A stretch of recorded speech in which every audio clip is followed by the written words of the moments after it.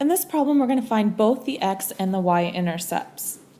To find the x-intercepts, we will plug in a 0 for y and solve for the letter x. For the y-intercepts, we're going to plug in a 0 for x to find what the y-coordinate is. So here we go. X-intercepts first. I have 0 equals 4x plus 1. So my goal is to solve for x. I'm going to subtract 1 to both sides.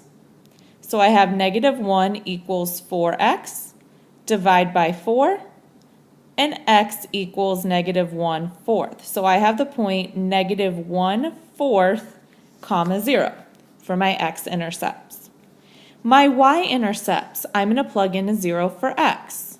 So 4 times 0 plus 1. Therefore, y equals 1. Well, what is the purpose of having these two pieces? Well, the purpose of them, one purpose is to graph it.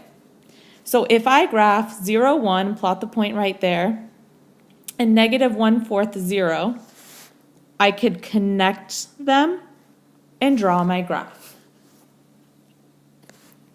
Let me show you one more. Sometimes we have equations that look like this, and our goal is to graph them.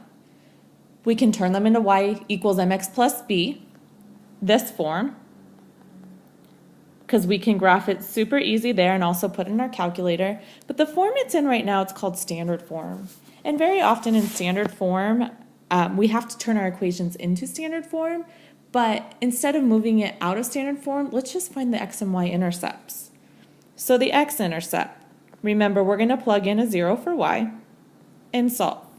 So I have 2x plus 4 times 0 equals negative 16.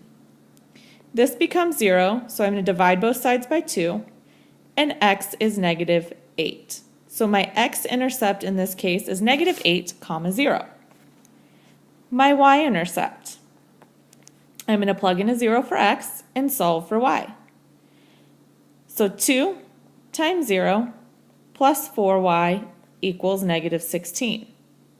Well, that becomes 0, and I'm going to divide both sides by 4, and y equals negative 4. So now I can go ahead and graph this at negative 8, 3, 4, 5, 6, 7, 8, 0, and 0, negative 4. And now I can draw a line through that.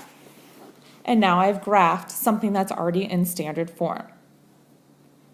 What I highly recommend is when you're asked to graph something, look at what's given to you and figure out what is the best and easiest way for you personally to graph it.